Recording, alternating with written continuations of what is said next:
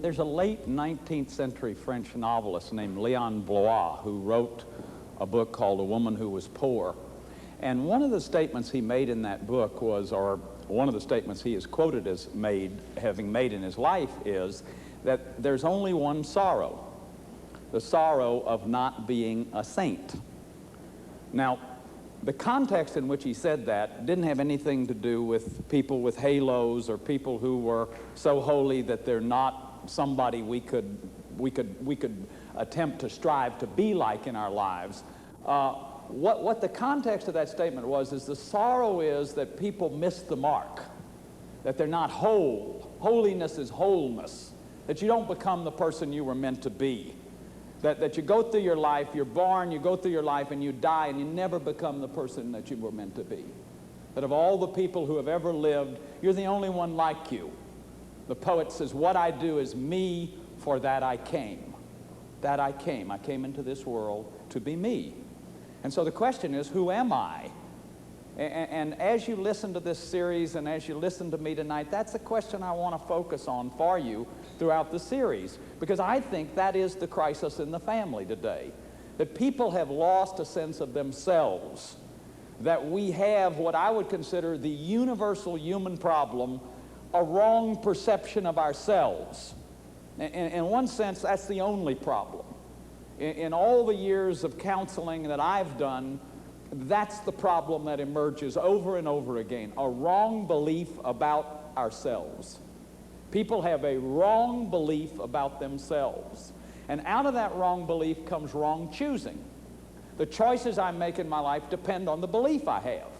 For example, your belief about the world will condition how you react to the world. I tell the little story of my friend who picked me up at Christmas to go shopping, and his father was with him, and then my friend is just this wonderful, happy guy, and his father hates the world. And his father believes that people are no dang good. So my friend drove Houston traffic during the holidays. Took about 20 minutes to get to the Galleria, almost unheard of. He's smiling at people, and they're letting him in traffic. We get through with our shopping. A couple hours later, the father says, "Let me drive." Gets to the wheel of the car. I'm talking to my friend. I don't even notice. 20 minutes later, we're not out of the Galleria parking lot. And I look over at this guy's face, and he's just glaring at people. And pretty soon, a sweet little lady lets us in, and he calls her a dumbbell. And you see, what I began to realize, here this guy creates the kind of world he believes is out there. He believes the world is no good.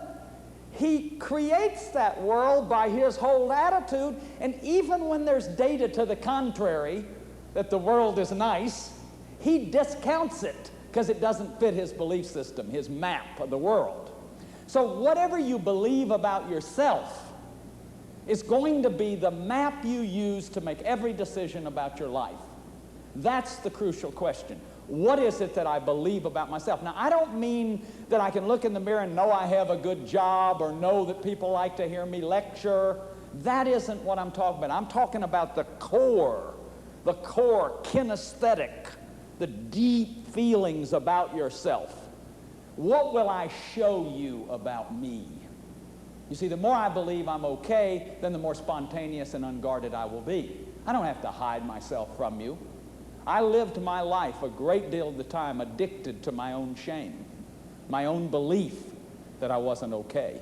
So I wouldn't show anybody a lot about me. There's still parts I won't show.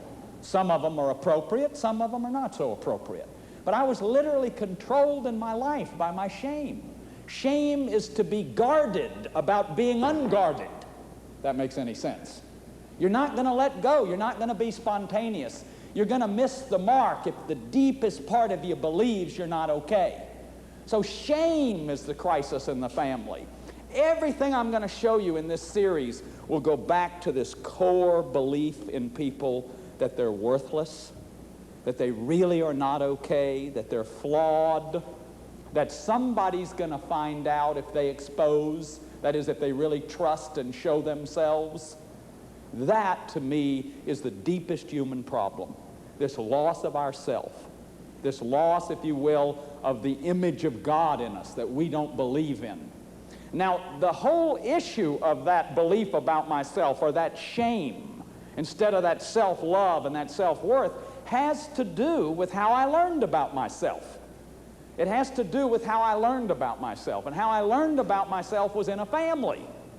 How I came to know what I could feel about myself, what others felt about me, happened to me in a context. Now, it isn't that that family, what happened in that family can never be changed. It can be changed, but it has a lasting impact on my life. The rules that I grew up with, the set of rules that I took on internally and came to use to manage my life, were learned in a family. So the whole issue of shame, of people acting out of shame. Now let me talk about some of the ills of our time. And let me tell you right off that we have a lot of denial about this. We have a great deal of denial about it. If I start saying that 60 million Americans are seriously affected by alcoholism, that's 1/4 of our population. 60% of the women in this culture are overweight, probably into some kind of eating disorder. 50% of the males are overweight. That is, in an unhealthy bodily state.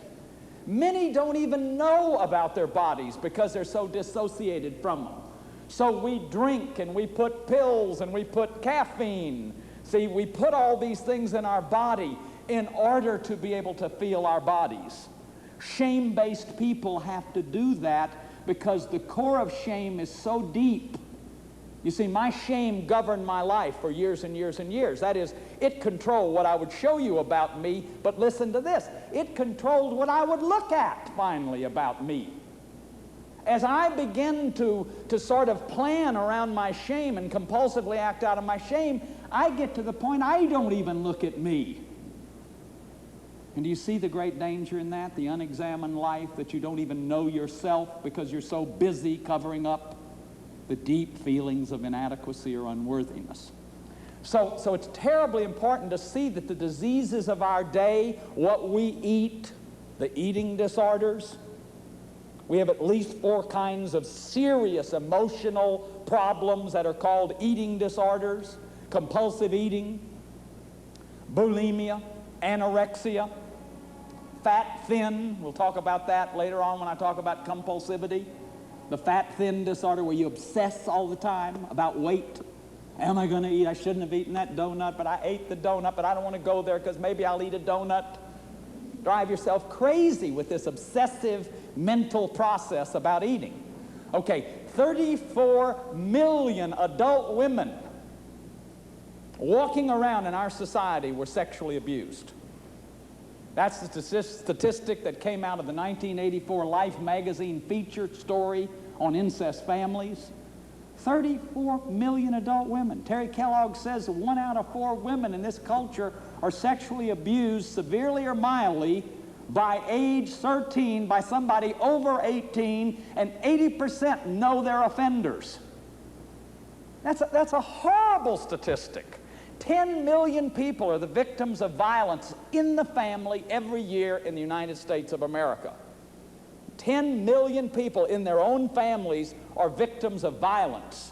Now, some of these overlap. That is, a lot of the violent people are also alcoholic or drug addict, or some of those disorders overlap each other. So we need to be a little bit careful about statistics, and statistics are like bikinis. They reveal a lot, but they hide vital spots, somebody said. So I don't want to go so far with statistics, okay?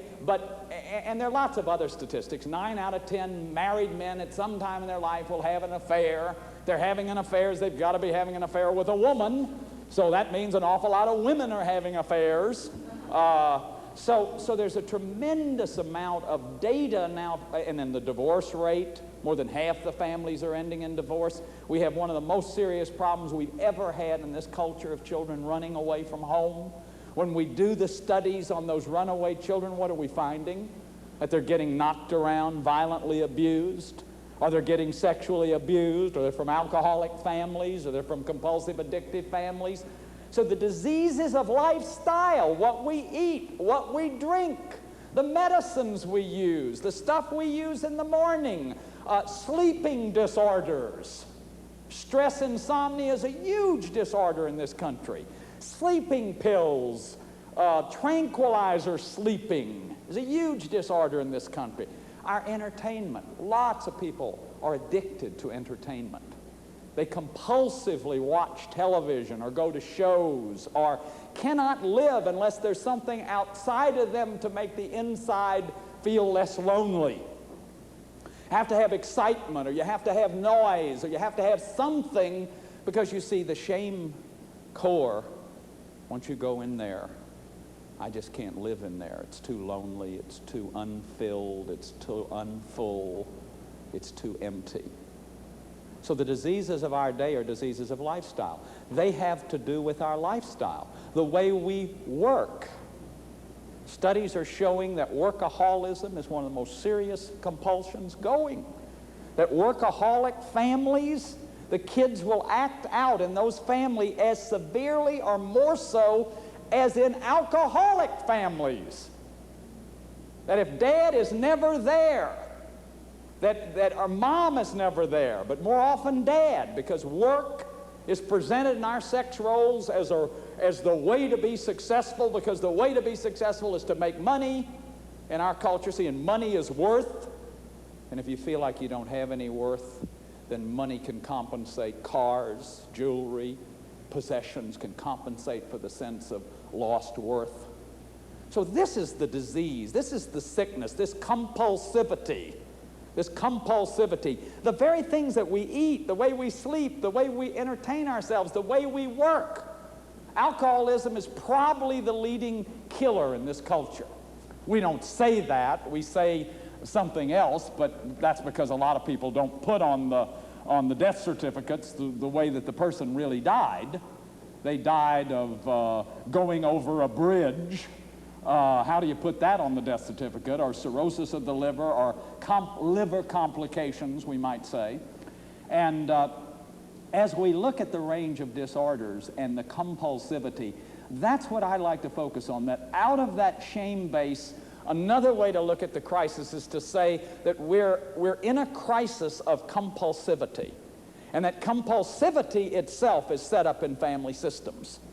That the initiation into compulsivity always takes place in families, and the way it takes place is out of some form of abuse, which in its initial sort of initiation was salvific. That is, I'm a workaholic because I can't deal with my feelings.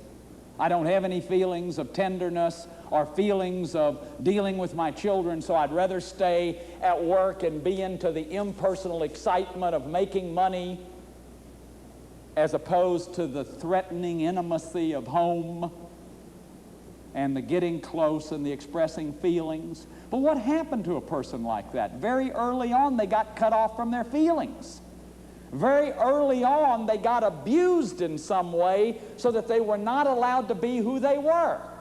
If you look at this little chart over here, this is a chart that really depicts a theme that I'm going to be coming back to all through this series. That if you think of this bottom block as you or me at birth, this is what we look like at birth. There's a private self and a public self. That is, there's a part that I experience of me under my skin, then there's a part of me that you experience. Or another way to say this is that this is the conforming self, the public self, and this is the actualizing self. This is the part of me that is individualized, this private self, and this is the part of me that conforms for socialization, if you will, or to survive. Now, by puberty, if you come out of what I'm going to consider normal kind of sex role scripting, see, which is already abusive. If you just come out of normalcy in our culture, although we're making changes and we're trying to become conscious of this, but you see a little girl is born, here's her private self, suddenly she laughs too loud and somebody says, don't act like that. You stop gurgling when you laugh, that's not ladylike. So this private self goes in, and this public self gets bigger as she pretends not to gurgle when she laughs in order to please mother or please daddy or please whoever. So constantly she's sacrificing her real self to this public self. She has to give up who she is to fit the script that the culture decided on as what makes a real woman. And it may not be like her at all. It may be an act that she has to play in order to adapt to survive. Okay? By puberty, look at how big the public self is as opposed to the private self. And let's say by midlife, that private self is just a tiny little part of you. That most of you or most of us or whoever it is an act, is a performance. Or as somebody said, by this point you've become a human doing and not a human being. That your whole life is a performance and an act. It's an achievement. See, very early on you go to school and you get grades and you achieve. And they measure you and they judge you. And if you don't meet the measurement or the judgment, that private self, which may be very different, which may be, you may hear a different drummer. There's never been another you. Who are we going to measure you by? See, what I want you to get right now, there's no such thing as normal. Because if somebody's normal, they're the norm. We've got to compare everybody to them. If you step forward and say, I am a normal person, then every one of us have to be compared to you. That you are the measure and the standard by which all of us are measured. What I'd rather say is we miss the mark. The sorrow of not being a saint is that you're not functional. Is that by the time you get here, you're pretending like you're not angry when you're angry because that's dirty or that's not ladylike. Or you're pretending not to be sad when you're sad because that's not manly. And so part of you is frozen and split off and gone. Part of you is no longer functional. Your feelings. Or maybe way back here you were so... you had such an authoritarian family struggle, you were never allowed to think a thought. If you said something, somebody would say, that's stupid, or that's crazy, or where'd you get a crazy idea like that? So what you learned to do was to adapt. You pretended like you didn't have any idea, and pretty soon, by the time you got to here, you quit thinking. You see, if you never were allowed to have a will of your own, how could you have any willpower? How could you have any will to decide anything for yourself?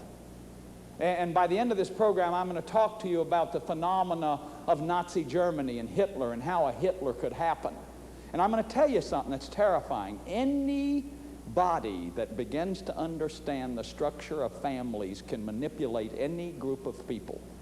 Because all you got to do is go in there and do them just like they were done in their families. If you come out of autocratic, authoritarian families where you march to obedience, you've never been allowed to have your own feelings, your own thoughts, your own will. You've always had to obey someone outside of yourself, some kind of foreign management. You were never allowed to have inner judgment, inner kind of criticalness. That was never allowed you. You weren't allowed to have anger. You weren't allowed to disagree. You weren't allowed to be different. Then, if you don't have somebody telling you what to do, you're going to feel lost. Because your whole life has been geared to living from the outside.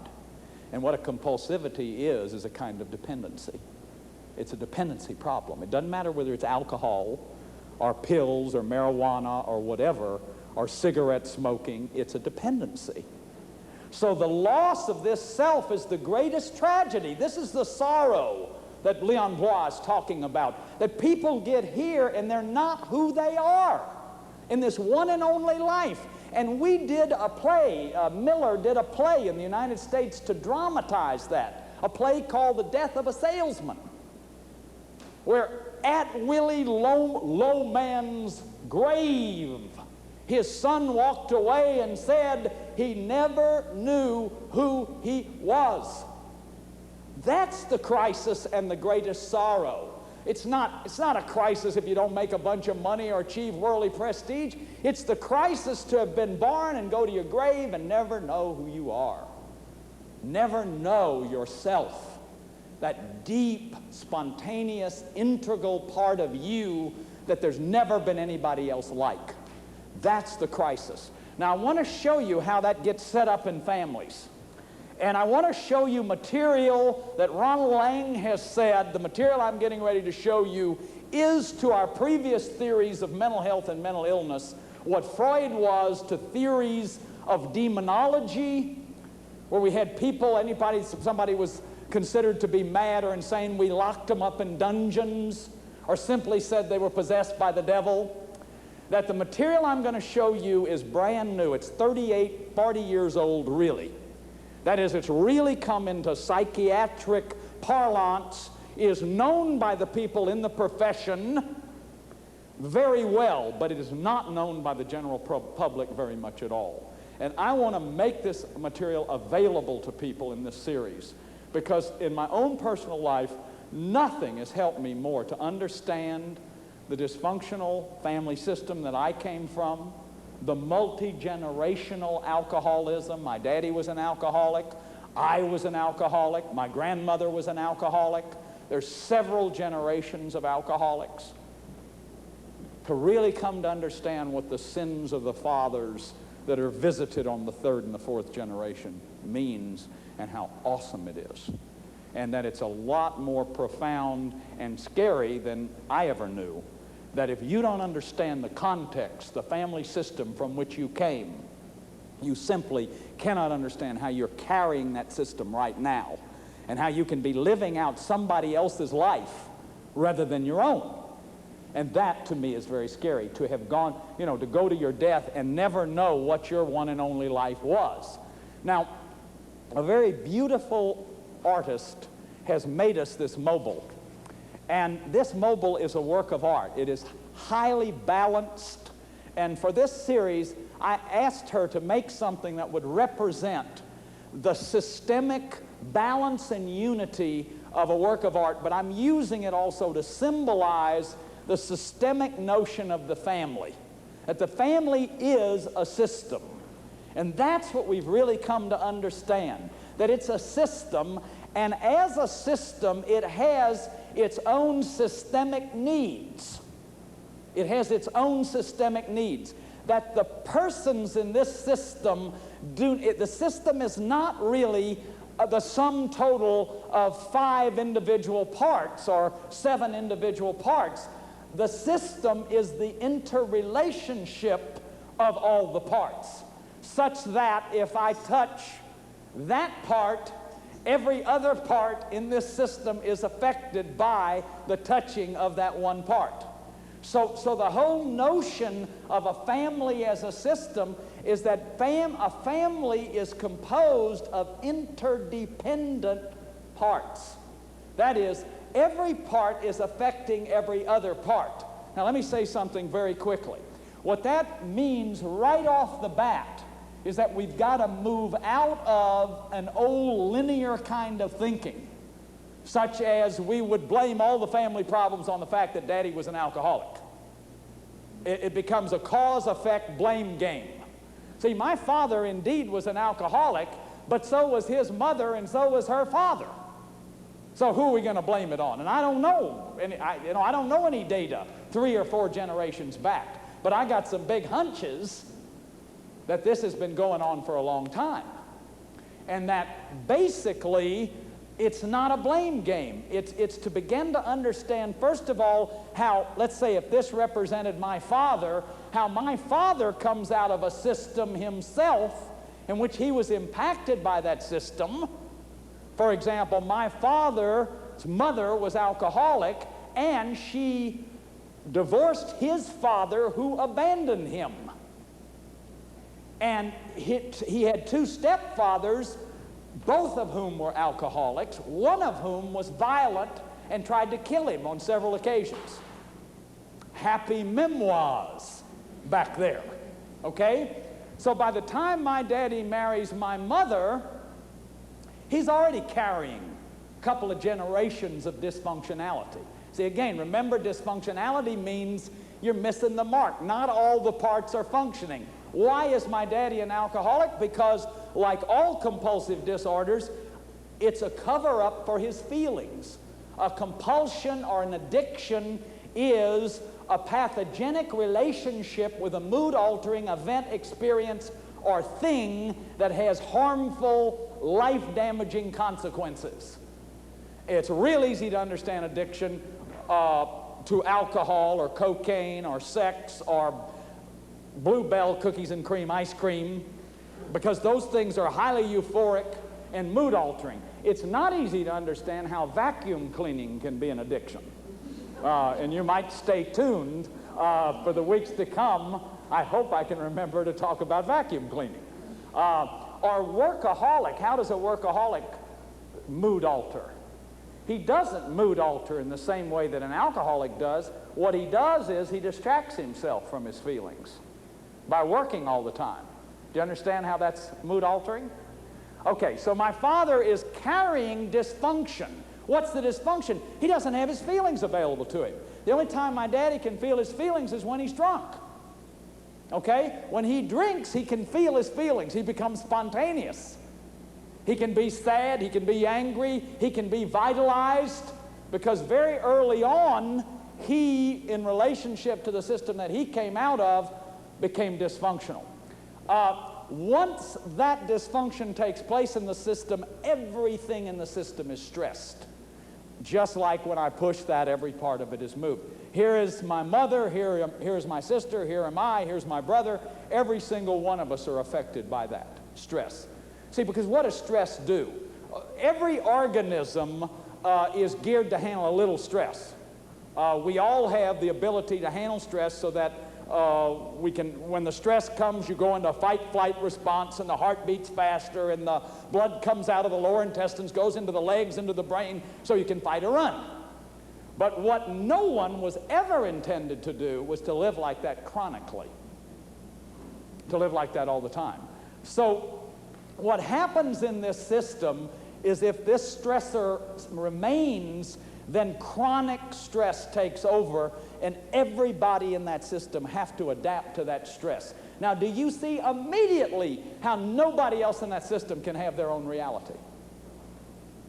No one else in the system can have their own reality, because the stress is too great. You're in survival all the time, fighting for your life to survive. This could also be a rageaholic father who screams and is violent, knocks people around, or a rageaholic mother, a mother who's screaming and worrying and emotionally battering people with her constant criticism. This could be a sadaholic mama who's sick all the time, hypochondriac mama who's addicted to the feeling of sickness that stresses the system. Then let's say that these two people are not so overtly dysfunctional. They're just covertly dysfunctional. They're both in a sex role. She's one half, he's one half. They make a whole like they're supposed to, although 1/2 times 1/2 equals a fourth. They married, and they're playing their roles. It's Saint Mom and Dad, and they're always playing their roles, and they never show any anger overtly. It's all passive-aggressive. And by the time this kid gets to be 14, he's doing drugs heavily.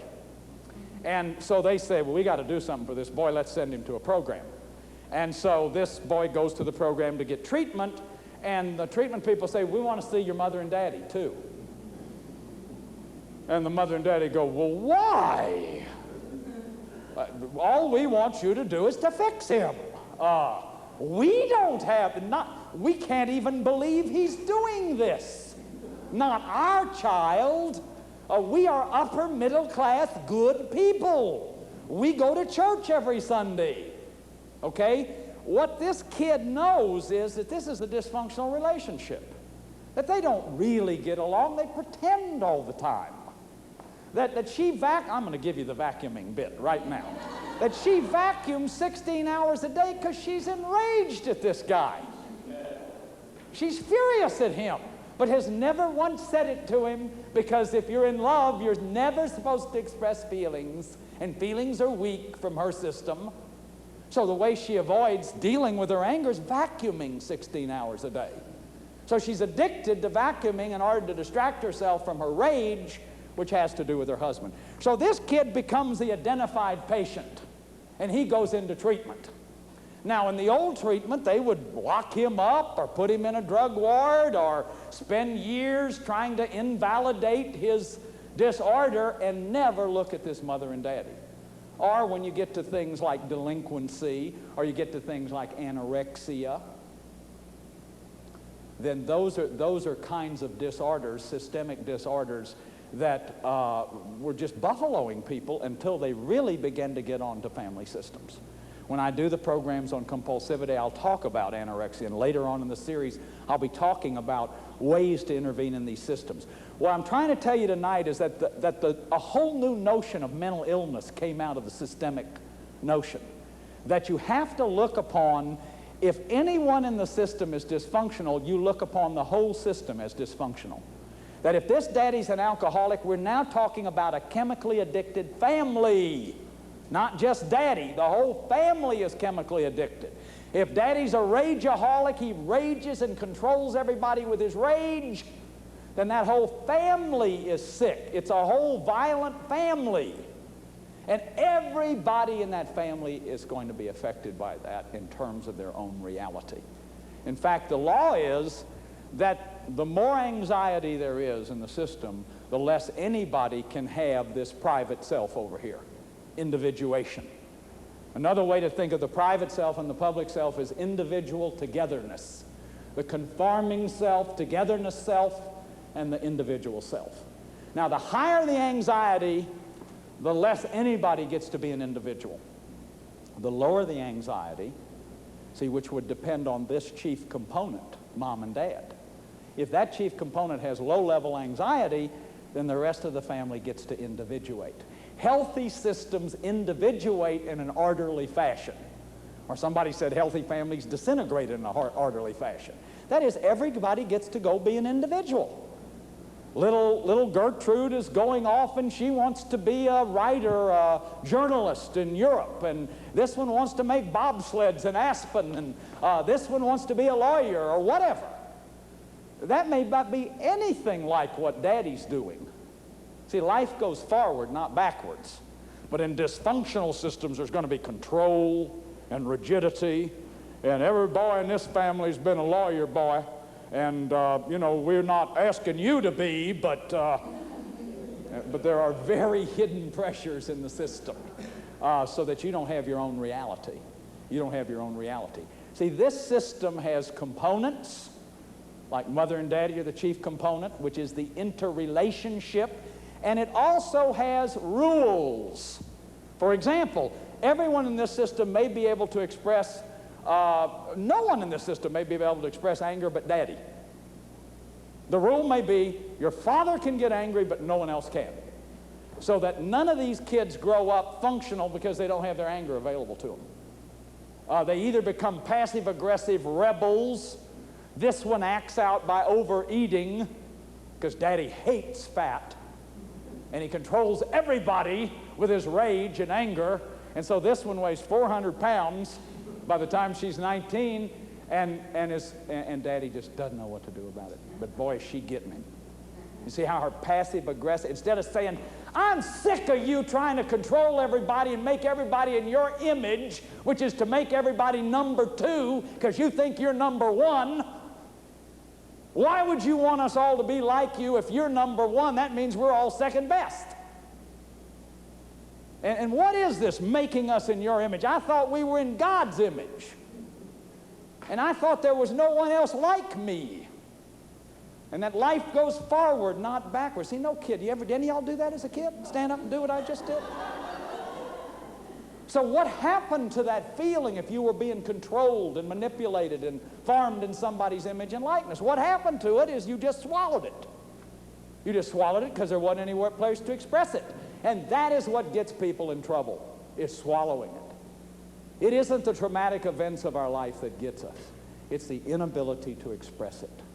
It's the inability to talk to anybody about it, to share your sadness, that your mother is battering you emotionally out of her nervousness and anxiety, that she won't ever let you be who you are. Whatever you do, it's never right. No matter what you do, there's something wrong with it. See, and so you just get chipped away until there's nothing left of you. Now, if you think that isn't a crisis, I don't know what a crisis is. Is that this one and only life that I have, that's all I have to offer is this one and only life, and that by the time I'm 15 or 16, I don't have the foggiest notion who I am, what I want. You see, because I'm so dissociated, because I've had to adapt to survive. And you see, children figure out very early on that if they're going to survive around there, they better please those giants. And remember, they are giants. When you're 2 years old, they're 5 times your size and 5 times your weight. For me, that'd be somebody 17 foot, 8 inches tall who weighed 800 pounds. Now that's a pretty scary phenomenon. 800 pound, 17 foot, 9 inch tall person. And boy, if I don't please them, and I don't have anything, I will die, is what a child believes. So this whole systemic thing then, and then the more dysfunctional this is, then the more people live for the needs of the system. The more functional it is, the more the system lives for the needs of the people. Okay? So let's say daddy's an alcoholic and he leaves. What does the system need? It needs a husband. There's no marriage. So one of these boys is going to be the emotional husband. Will be very severely affected sexually by that, will not have any of their needs met because they will be meeting their mother's needs. Or let's say daddy comes back and he realizes there is a very special relationship between little Farquhar here and mama. That they are kind of confidants. So he may take little Guinevere to be his princess. And suddenly you've got, and this happens in dysfunctional families, you'll have these inappropriate bondings. Daddy will pick one girl child, mom will pick one boy child, and then you've got all these triangles going. Murray Bowen talks about triangles in these marriages. And it becomes very confusing, confused, because everybody gets fused. Everybody gets fused and everybody gets confused. Now, let's say there's no morality in this family. Daddy's out drinking, he's found with women, messing around. So one kid becomes super moral because the system needs morality. Or let's say there's no religion in it. One of them becomes super religious, joins a Christian cultic group or a Hare Krishna group and comes home chanting beads all day while fighting's going on in the kitchen. See, the system needs that. Suppose one of these kids wasn't wanted.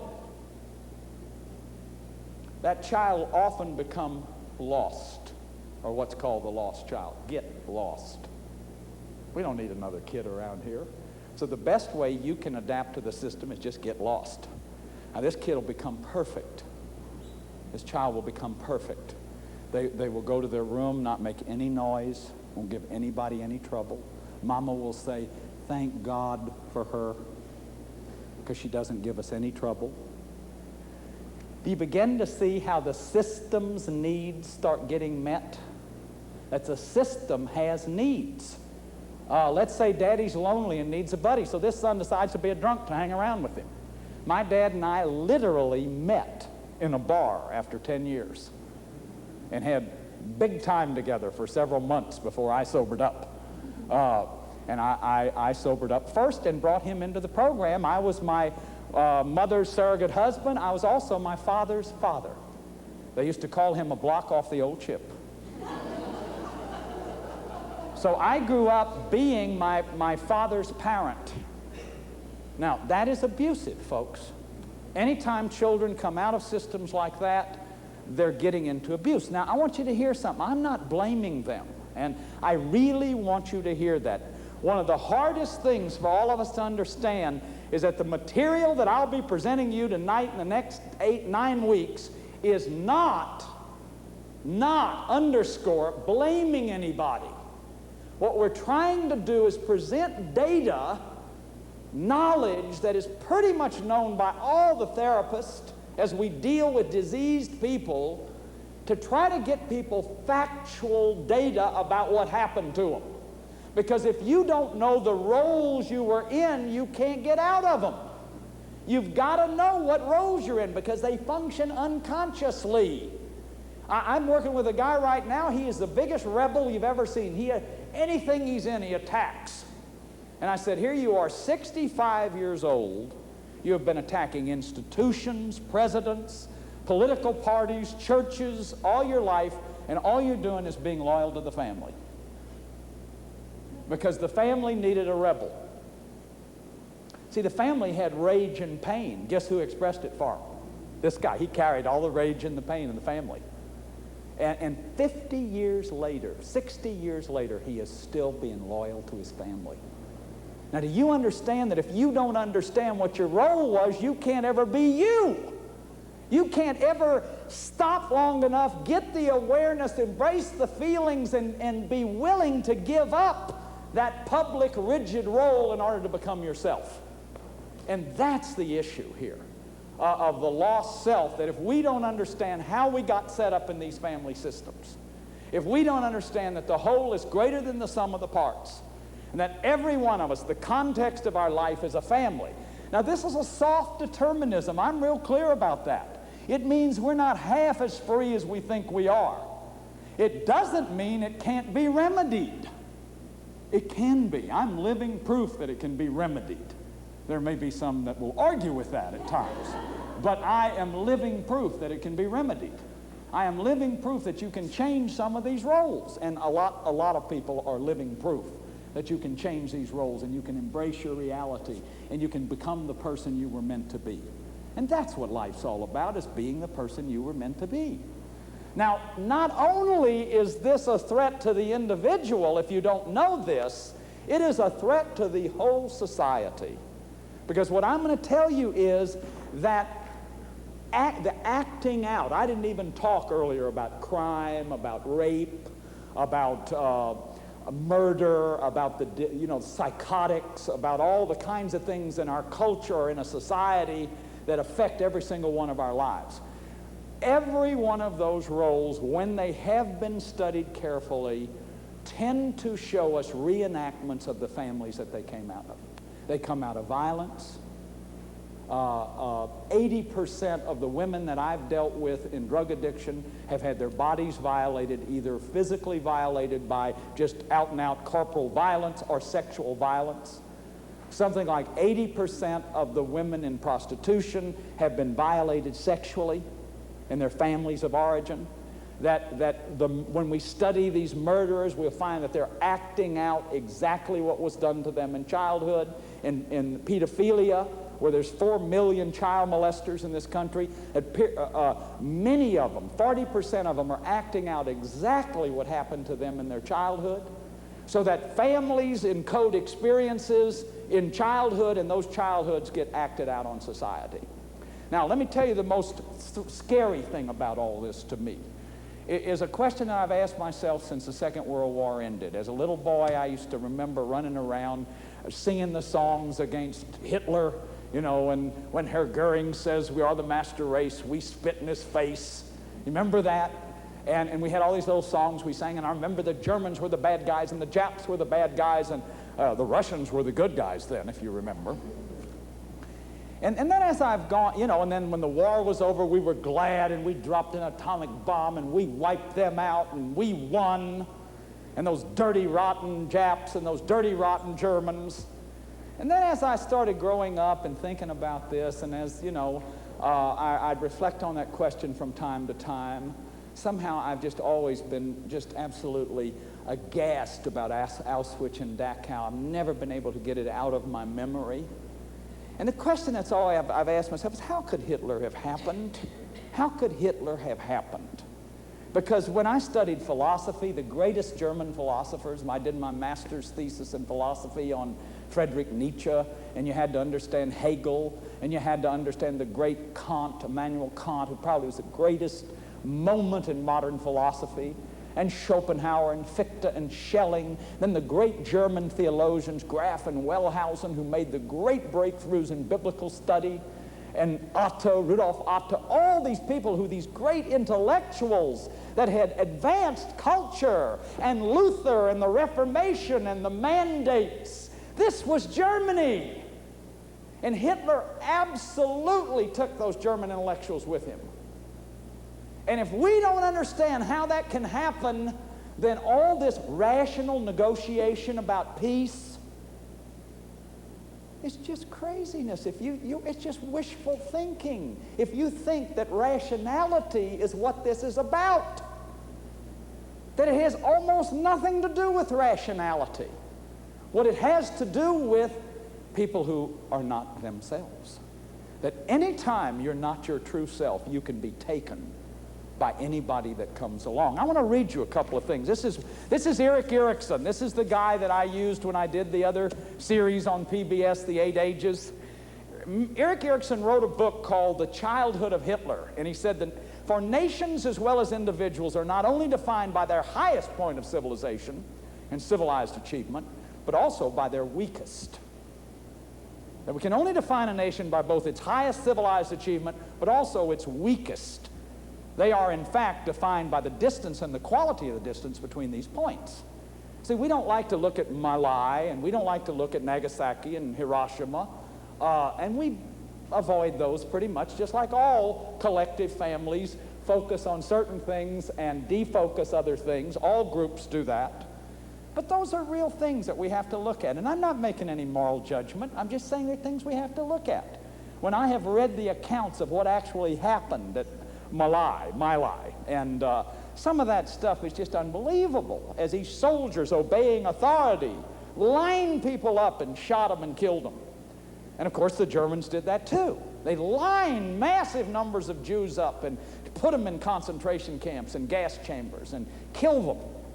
You see, one man and several million people caused 50 million deaths in approximately 4.5 or 5 years. Now that's something that we need to take a look at. It is our task to recognize that the black miracle of Nazism was only the German version, superbly planned and superbly bungled, of a universal contemporary potential. The trend persists. Hitler's ghost is counting on it, Erikson says. Now, what is the trend?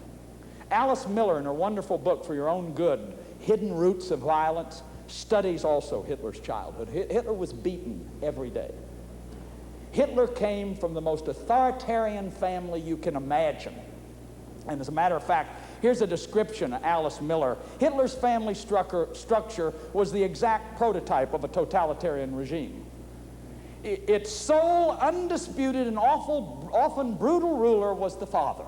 The wife and children are totally subservient to his will, his moods, his whims. Now, when I'm reading this, I want you to think of families that you've come out of. I want you to think of families that you know and see if this is so far-fetched.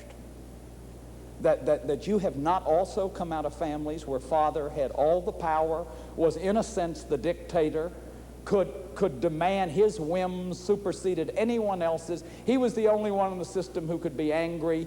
Everyone else, daddy could get mad at mama could get mad at the kids could get mad at the younger kids, and the youngest kid could only get mad at gerbils or whatever. That if you didn't come out of a family with this hierarchy of power and violence, the wife and children are totally subservient to his will, his moods, and his whims. They must accept humiliation and injustice unquestionably and gratefully. Obedience is the primary rule of conduct. Heinrich Hesse, when you read those texts of his, the Commandant at Auschwitz, they've been read over and over. He was brought up in perfect obedience. You must obey adults no matter what. Now, what Alice Miller says, that a single person can control the masses if he learns to use to his own advantage the systems under which they were raised. Caroline Payne wrote a book called The Neurosis of Nations in 1925. Now, 1925 was before universal suffrage, so almost nobody read this book. It was written by a woman. She argued that the Weimar Republic will never work because of the authoritarian structure of the German family. That it is the German family that will keep any possibility of democracy happening, with its rigid totalitarian ruler in the father, and his control and the rigid obedience, and that you obey your parents and adults no matter what. You never talk back, you never talk. Children are to be spoken to, but speak when they're spoken to. Children are to be seen and not heard. All of that kind of stuff that, we say, but we don't do that anymore. Yes, we do. We still believe we own children. We still believe we possess them. Here's Alice Miller writing about the pedagogy of Hitler's time. Adults are the masters, not the servants of the dependent child. They determine in godlike fashion what is right and wrong. The child is held responsible for their anger. See, you're making me angry. The parents must always be shielded. The child's life-affirming feelings pose a threat to the autocratic parent. If children's jumping around too much or their instinctual needs are there too much, the child's will must be broken as soon as possible. The child's life-affirming feelings pose a threat. All this must happen at a very early age so the child won't notice. And see, the child in you, if you resist as I go along with these programs, if you find yourself really resisting, I'm going to tell you there's a child in you that got taught a long time ago about parents. You didn't know what a parent was, and you didn't know what a child was. And when I do the programs on emotional abuse and sexual abuse and physical abuse, the terror of that abuse is that always the victim thinks they're wrong. They think it's their fault. I am bad. Daddy has sexually abused me. I am bad. They are slapping me around. I am bad. They're yelling at me. I am bad. Isn't that terrible? And that's because we are educated that way. Now, a feeling of duty produces love. That's the other presupposition. If children have duty, they have love. Hatred can be done away with by forbidding it. Parents deserve respect simply because they are parents. I've heard preachers just recently screaming out, your mother can beat you and be a dope fiend and blah, blah, blah, but you must respect them no matter what. Responding to a child's needs is wrong. Can anybody be happy if their needs aren't met? See, that's how we get dysfunction. A high degree of self-esteem is harmful. Severity and coldness are good preparations for adult life. A pretense of gratitude is better than honest ingratitude. Now think about that. If you weren't raised with some of these presuppositions, the way you behave is more important than the way you really are. Neither parents nor God would survive being offended. The body is something dirty and disgusting. Strong feelings are harmful. Parents are creatures free of drives and guilt. Parents are always right. See, orderliness, obedience, cleanliness, unselfishness, considerateness. But what about vitality, spontaneity, inner freedom, inner critical judgment? How do we keep people from Jonestown, from squirting Kool-Aid down their mouths and the mouths of their children? If we're going to make them automatons and these wonderful obedient little robots. You see, this is the lost child. This is the terrible thing that's happening. Now, I'm not talking about permissiveness or authoritarianism. I'm talking about getting rid of both of them and being functional people. And that the more functional we are, that's all you have to do, is be a functional human being. And you will raise functional children. People who do not love themselves or others cannot possibly teach their children that. So it's a terrible kind of problem. I want to sum it up. This is Saint-Exupéry writing. He's on a train and he looks over in the fourth class section. He sees this beautiful child between two people. He says, a golden fruit had been born of these two people. I bent over the smooth brow, over those mildly pouting lips, and I said to myself, this is a musician's face. This is the child Mozart. This is a life full of beautiful promises. Little princes and legends are not different from this. Protected, sheltered, nurtured, what could this child become? When by mutation a new rose is born in a garden, all the gardeners rejoice. They isolate the rose, they culture it. But there is no gardener for man. Any 16-year-old can be a parent without any training whatsoever. He didn't say that, I said that. You need more training to be an answering service person than you do to be a parent. This little Mozart will live in the common stamping machine. This little Mozart will love shoddy music and the stench of night dives. This little Mozart is condemned. I went back to my sleeping car. What torments me tonight, he said, is the gardener's view.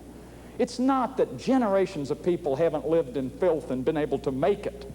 It's mankind, it's society that's wounded by this sight.